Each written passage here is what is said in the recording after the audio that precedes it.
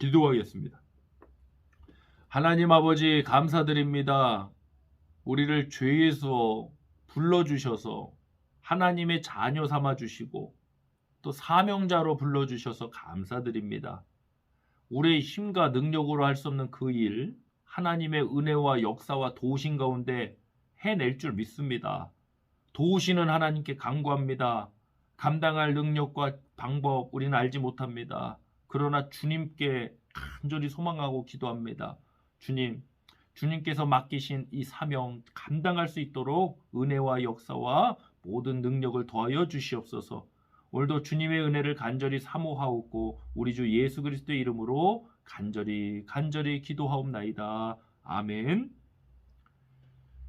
하나님 말씀 나누겠습니다. 신약성경 고린도전서 1장 24절로 29절 함께 합독하시겠습니다. 오직 부르심을 받은 자들에게는 유대인이나 헬라인이나 그리스도는 하나님의 능력이요 하나님의 지혜니라. 하나님의 어리석음이 사람보다 지혜롭고 하나님의 약하심이 사람보다 강하니라. 형제들아 너희를 부르심을 보라. 육체를 따라 지혜로운 자가 많지 아니하며 능한 자가 많지 아니하며 문벌 좋은 자가 많지 아니하도다. 그러나 하나님께서 세상에 미련한 것들을 택하사 지혜 있는 자들을 부끄럽게 하려 하시고 세상에 약한 것들을 택하사 강한 것들을 부끄럽게 하려 하시며 하나님께서 세상에 천한 것들과 멸시받는 것들과 없는 것들을 택하사 있는 것들을 폐하려 하시나니 이는 아무 육체도 하나님 앞에서 자랑하지 못하게 하려 하심이라. 아멘. 고린도전서 1장 24절로 29절을 본문으로 부르셨으면 책임지십니다. 부르셨으면 책임지십니다. 라는 제목으로 말씀의 은혜 나누겠습니다. 하나님의 부르심에는 두 가지가 있습니다. 바로 죄로부터의 부르심, 구원의 부르심입니다. 또한 사명의 부르심이 있습니다. 어느 한쪽의 부르심만 있는 게 아니라 서로 연관성이 있습니다. 구원의 부르심, 사명의 부르심입니다. 구원받은 성도에게는 모두의 사명이 있습니다. 로마서 11장 29절의 말씀처럼 하나님의 부르심에는 후회하심이 없습니다. 우리가 하나님의 부르심을 입었다는 자체가 축복이고 기적입니다. 중요한 것은 이것입니다. 하나님께서 우리를 부르셨다면 오늘 설교의 제목처럼 하나님께서 책임지신다는 것입니다. 우리를 불러놓고 야 너희들 능력으로 너희들 실력으로 한번 알아서 해봐라. 이런 식의 무책임한 하나님이 아니십니다. 하나님께서는 저와 여러분을 구원받은 성도로 교회로 사명자로 부르셨습니다. 그렇다면 그것을 감당할 수 있는 지혜와 능력도 주실 줄 믿습니다. 우리의 지혜와 능력으로 할 수 있는 일이 무엇입니까? 우리의 말로 도대체 어떤 영혼을 구원할 수 있습니까?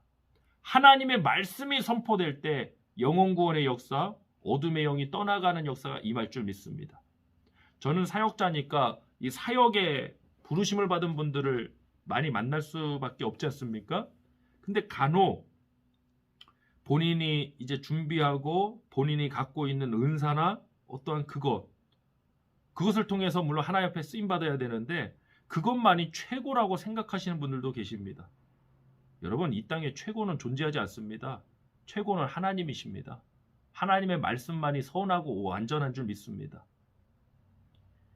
오히려 나의 것이 비워지고 내려놓을 때 내가 최고다라는 그 생각, 내가 최고다라는 생각이 버려지고 하나님이 최고다, 하나님 말씀이 최고다라는 그 생각을 가질 때 오히려 길이 열리고 그 열매가 맺어지는 것을 볼 수가 있습니다.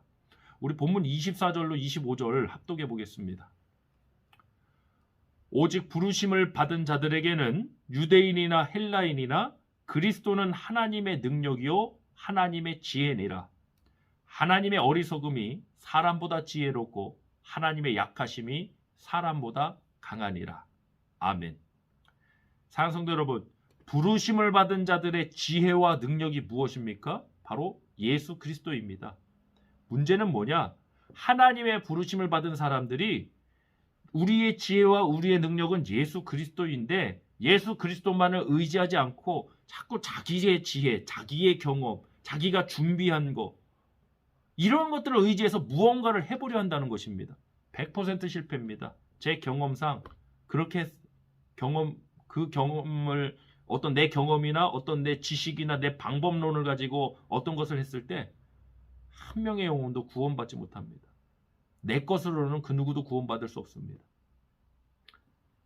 사랑성도 여러분, 다시 한번 강조하지만 내가 무엇을 경험했든 내가 어떤 공부를 했든 내가 학위가 어떻게 되든 은사가 어떻든 우리는 겸손해야 합니다.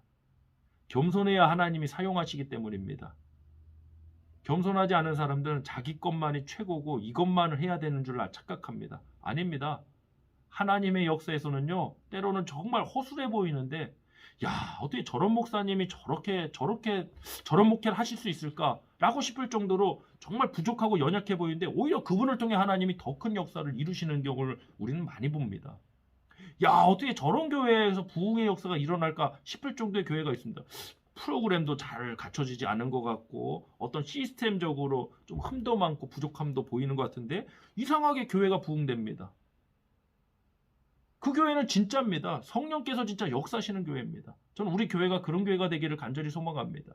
물론 시스템 체계 다 없애버리자 이런 얘기가 아닙니다. 그것이 주가 아니라는 겁니다. 우리의 주가 되는 것은 하나님 앞에 드린 예배요, 또 하나님의 말씀 따라서 우리가 서로 이웃들을 섬기고 나누고 이러한 역사들이 되길 원합니다. 자, 본문 26절 합독해 보겠습니다. 형제들아, 너희를 부르심을 보라. 육체를 따라 지혜로운 자가 많지 아니하며 능한 자가 많지 아니하며 문벌 좋은 자가 많지 아니하도다. 아멘. 여러분이 누구든지 부를 수 있는 그 선택권이 있다고 가정해 보십시오. 그럼 여러분이 어떠한 팀을 꾸려야 됩니다. 그럼 그 팀에서 어떠한 사람들 부르시겠습니까? 잘난 사람들, 실력 좋은 사람들, 문벌 좋은 사람들 부르지 않겠습니까? 근데 하나님은 하나님의 부르심은 그런 게 아니라는 겁니다. 왜? 세상 지혜와 세상 능력으로 하나님의 역사 감당할 수 있는 게 아니기 때문입니다. 지혜로운 자가 많지 않고 능한 자가 많지 않고 문벌 좋은 자가 많지 않다고 했는데 요즘 교회에서 찾는 인물과는 좀 전혀 다른 것 같습니다. 교회에서 사역자나 어떤 사람을 세울 때 우리가 반드시 봐야 할 것은 단 한 가지입니다. 이 사람을 하나님이 부르셨느냐는 것입니다. 이 사람을 하나님이 우리 교회로 부르셨다면 조금 스펙이 부족해 보여도 함께 해야 됩니다. 왜? 그를 통해 하나님이 일하시기 때문입니다. 우리가 찾아야 될 사람은 하나님이 함께 하시고 하나님이 역사하실 그 사람입니다. 의외로 스펙 보고 사람 뽑았다가 어려움 당하는 일들이 너무 많습니다. 하나님과 함께하는 사람들이 모일 때 교회는 살아나고 부흥할 수밖에 없습니다. 학위 없어도 괜찮습니다. 조금 세상적으로 문벌이나 이런 것이 부족해도 괜찮습니다. 하나님이 그를 부르셨다는 확신, 하나님이 그와 함께 하신다는 그 확신 가운데 주님이 일하시는 것입니다. 본문 27절로 29절 합독해 보겠습니다. 그러나 하나님께서 세상에 미련한 것들을 택하사 지혜 있는 자들을 부끄럽게 하려 하시고 세상에 약한 것들을 택하사 강한 것들을 부끄럽게 하려 하시며 하나님께서 세상에 천한 것들과 멸시받는 것들과 없는 것들을 택하사 있는 것들을 폐하려 하시나니 이는 아무 육체도 하나님 앞에서 자랑하지 못하게 하려 하심이라. 아멘. 자랑한다는 게 뭡니까? 이 자랑의 중심이 어디에 있습니까? 내 자신에게 있습니다. 공로를 자기 자신에게 돌리는 사람들이 하나님 앞에서 자랑합니다. 여러분, 우리가 자랑해야 될 것은 예수 그리스도밖에 없습니다. 예수님 아니면 우리가 어떻게 구원받습니까?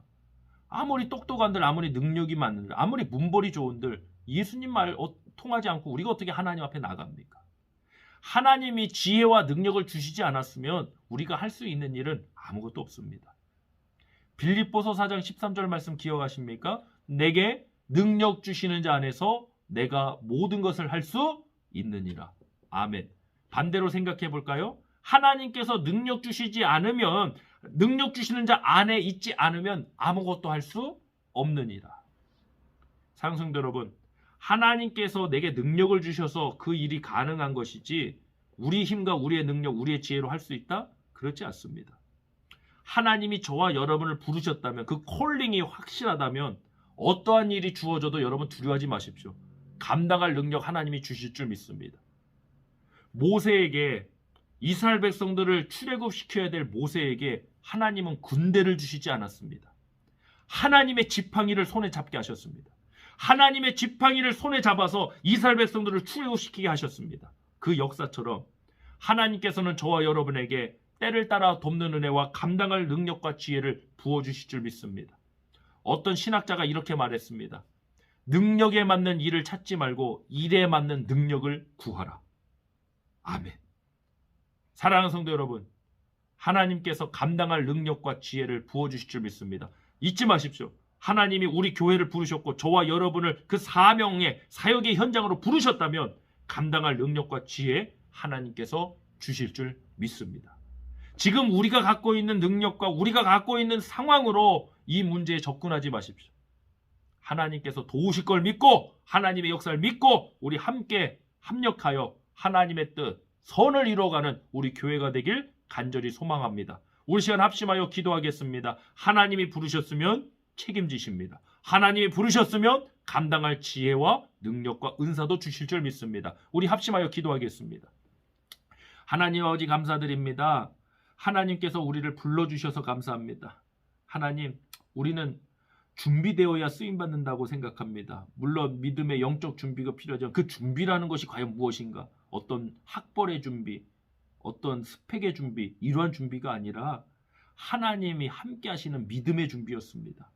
하나님, 우리 교회가 믿음의 준비가 된 교회가 되기를 간절히 소망합니다. 그리하여 하나님께 쓰임받는 교회로서 세워지게 하여 주시옵소서. 하나님, 우린 연약합니다. 가지고 있는 조건과 상황들로는 아버지 우리가 꿈꾸는 그 사명의 역사 도저히 감당할 수 없습니다. 그러나 우리를 부르신 하나님께서 책임지신다는 이 말씀처럼 하나님이 우리를 부르셨으면 감당할 수 있는 지혜와 능력과 말씀도 주실 줄 믿습니다. 그 언약을 붙들고 나아가겠습니다. 하나님, 우리의 연약함을 보는 것이 아니라 하나님의 전능하심을 바라보고 우리 공동체가 서로 하나 돼서 서로를 이끌어주고 서로를 돕고 협력해서 하나님께서 말씀하신 그 교회, 하나님이 꿈꾸신 그 교회가 우리 교회가 될 수 있도록 하나님 인도하여 주시옵소서. 오늘도 우리 모두에게 주신 그 귀한 은혜 감사드리오며 우리 주 예수 그리스도의 이름으로 축복하며 기도하옵나이다. 아멘.